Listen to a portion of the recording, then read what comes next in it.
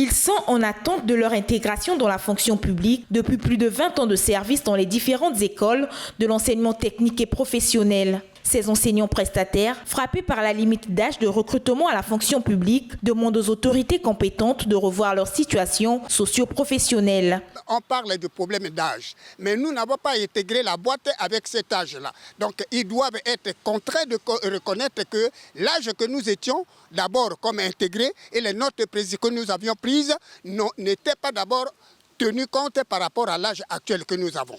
Le ministère de tutelle, pour lui, il se dit que ce n'est pas le problème qui le concerne. Mais nous savons que nos dossiers sont toujours traités au niveau du ministère.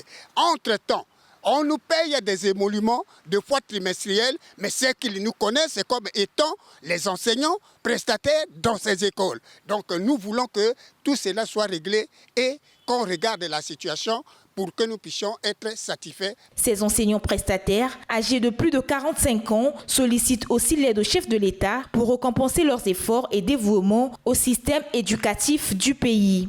L'article 106, alinéa 2 du 14 novembre 1989 du statut particulier de la fonction publique, nous, enseignants prestataires de l'enseignement technique et professionnel, sollicitons l'implication personnelle de son Excellence, Monsieur le Président de la République, chef de l'État, à qui le pouvoir discrétionnaire revient pour régler de façon définitive le problème d'intégration à la fonction publique des enseignants prestataires dits plus âgés. Le collectif national des enseignants prestataires de l'enseignement technique et professionnel exige la prise en compte de leurs doléances dans le quota de recrutement 2024.